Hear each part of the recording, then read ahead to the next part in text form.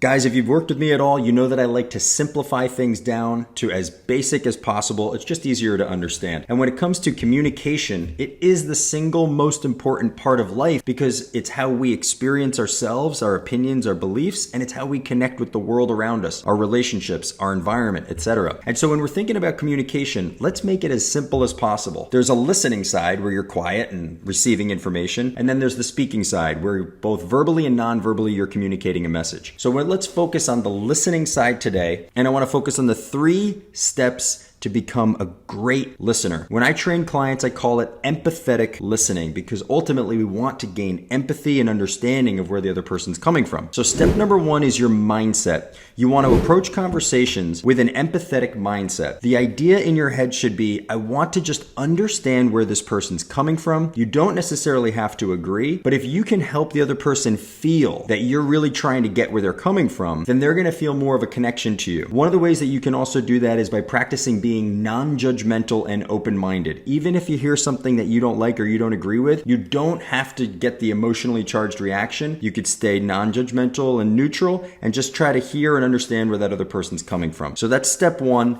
an empathetic mindset. Step 2 is that when they are speaking, pretend that the only thing you have to do is just get where they're coming from. So you take a pause, don't chime back in with your response, your opinion, your opposing argument, or whatever it might be, and just pretend that you need to take an extra 2 or 3 seconds to just truly get their world. That's your only job. So step 1 is you have this mindset of empathy, and step 2, while they're speaking, stay paused to understand where they're coming from, even if you need to take a second to think about it and maybe even repeat it back to them. And then step 3 is we will typically feel an urge to interrupt. So step 3 is to suppress that urge when we feel like we want to chime in or that we want to interrupt what the person's saying. Even if we have good intentions, interruption is never a good thing. So this 3rd step of this is when you feel that urge to interrupt or chime right back in with your argument, your opinion, your opposing belief, whatever it might be. Practice resisting that urge and bringing it back down to neutral and continuing to listen to where that person's coming from. Ask them a follow-up question so they can explain more, or share an empathetic statement like, wow, that sounds really crazy, or man, that must have been very hard for you, right? So if you sit in that space of understanding just for an extra 2 to 3 seconds, you're going to build a really solid foundation of a relationship. And from there, you're going to be able to then influence outcomes, build loving relationships with friends and family. If you're in sales, you're going to be able to close more clients, or if you're a leader, you're going to be able to influence your team. But all of it comes from this foundation, and the best way to strengthen that foundation is through empathetic listening.